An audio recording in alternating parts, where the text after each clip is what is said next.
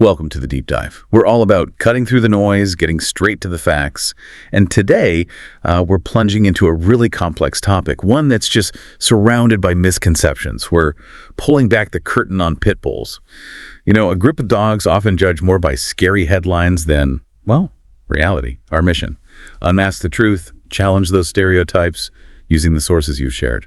It's definitely true. There's so much misinformation out there about pit bulls. And honestly, looking at the facts, some of what we found might genuinely surprise you. It could really shift your perspective. Okay, so let's just dive right in then. We hear the term pit bull all the time, but what does it actually mean? Is it just one kind of dog, or is it more complicated than that? Because I think most people just picture one specific image, you know?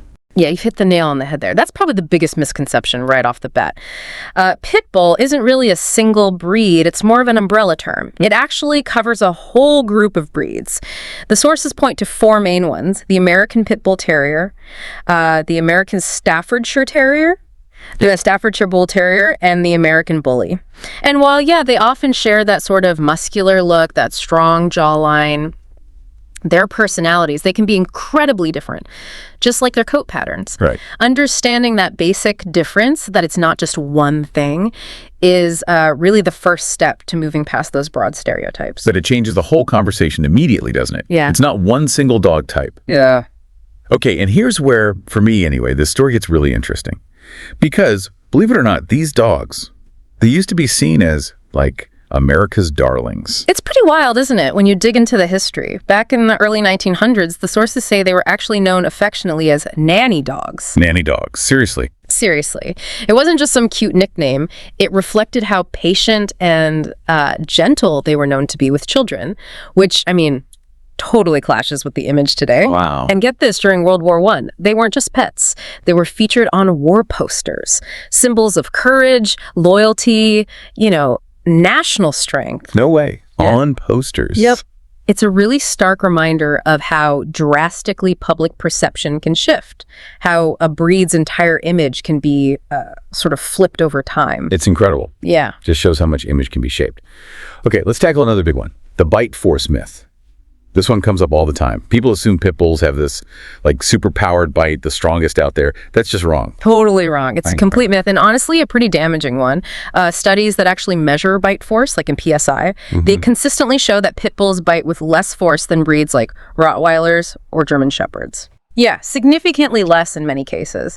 So the whole idea of a locking jaw or a uniquely powerful bite, it's not really about the initial force. What they do have is incredible determination, tenacity, strong neck muscles.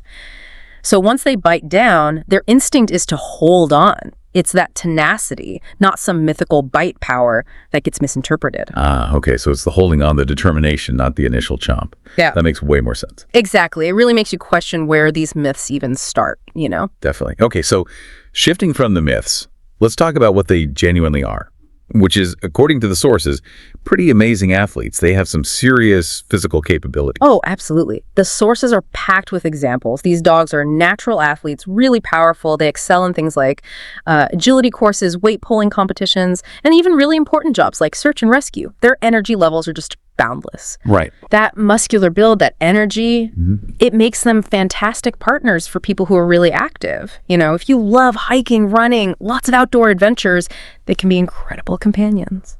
So there's huge potential there for the right owner, the right lifestyle, which brings us to the tough question.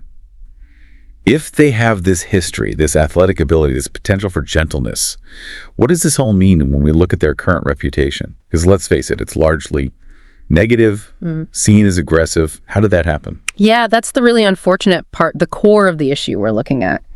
That unfair reputation, it overwhelmingly stems from two things: illegal dog fighting, and just as importantly, irresponsible ownership. It's not something inherent in the dogs themselves. So it's learned or forced upon them, not born in them. Precisely. Study after study confirms it. When these dogs, any of the pit bull types, are raised with positive reinforcement, proper training, good socialization, they are just as likely to be gentle, loving, and trustworthy as well as any other breed. Golden retrievers, labs, you name it.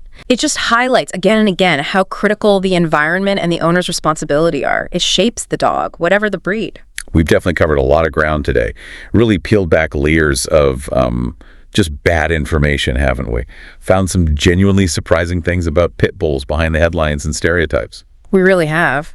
And looking across all the source material, the picture becomes pretty consistent. These are dogs that tend to be loyal, very loving, and really eager to please their people. Ultimately, like any dog, really, they tend to reflect how they're treated. Their behavior mirrors their upbringing and environment. So maybe it's time we all took a step back, challenged our own biases, and started giving pit bulls the respect they deserve, seeing them for what they truly can be, incredible, loyal companions.